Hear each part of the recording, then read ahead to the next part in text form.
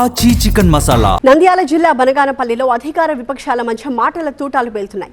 2 దశాబ్దాలుగా ఇద్దరు నేతల మధ్య రగులుతున్న వివాదం పీక్ స్టేజ్ కు చేరుకుంది. నియోజకవర్గానికి ఏం చేసింది తేలుద్దాం, ప్లేస్, టైం, డేట్ నువ్వు చెప్తావా నన్ను చెప్పమంటావా అంటూ ఒకరికొకరు సవాల్ విసురుకుంటున్నారు. ఇద్దరి మధ్య డైలాగ్ వార్ని చూద్దాం. నేను అనుకుంటే నువ్వు వ్యక్తిగతంగా మాట్లాడదు, నీ నాలుక కోస్తా చెప్తున్నా. నువ్వేదో ఊరికే ఉన్నాడు, కామ్గా ఉన్నాడు రామిరెడ్డి, ఏదో ఏం మాట్లాడాడు అని అనుకుంటున్నావేమో. తిరగలేవు. నీ జీపులు కానీ నువ్వు కూడా మనుషులు కూడా నీ వెంట మనుషులు కూడా రారు. నీకు బట్టలు ఉతికేదానికి సాకలను కూడా రానియను నేను. ఏమనుకుంటున్నావు నేనంటే మీద మంచిగా ఉన్నాడు, ఆయన ఏది పట్టించుకోడు అనుకుంటున్నావా?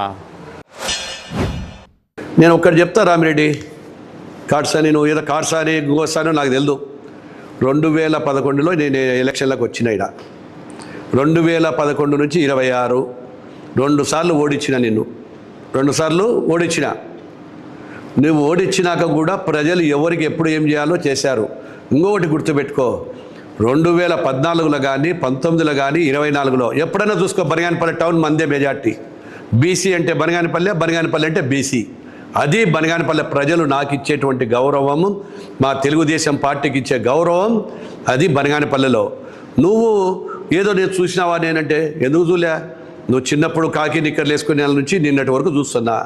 చిన్నప్పుడు అందరం తిరిగి చూసినాం, చెప్పిన నీకు గతంలో కూడా ఏడాడ తిరిగినాం, ఏమేమి చేసినావని. ఒక డిబేట్ పెడదాం, నువ్వేం చేసినావు నేనేం చేసినా.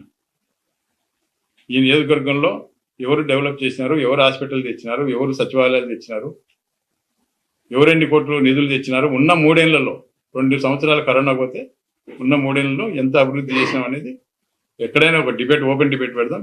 దానికి నేను ఛాలెంజ్ చేస్తా ఉన్నా, దమ్ముంటే రా. నీ సవాల్ స్వీకరిస్తా ఉన్నా.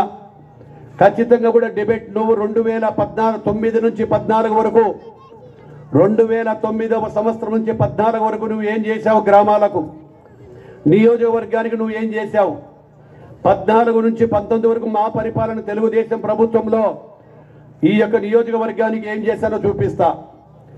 మళ్ళీ నువ్వు వచ్చిన తర్వాత, నేను వచ్చిన తర్వాత కేవలం 2 సంవత్సరాలలో 100 కోట్ల రూపాయలు ఈరోజు అభివృద్ధి పనులు చేస్తూ ఉన్నాం. అదేవిధంగా సంక్షేమం విషయంలో పాటు పడదాం, అభివృద్ధి విషయంలో మాట్లాడదాం. నువ్వు ఏ సెంటర్లో చెప్పినా పర్వాలే, ఎక్కడికైనా యా సెంటర్లో పెడతావో పెట్టుకో, ఏ టీవీ ఛానల్కి వస్తావో చెప్పుకో.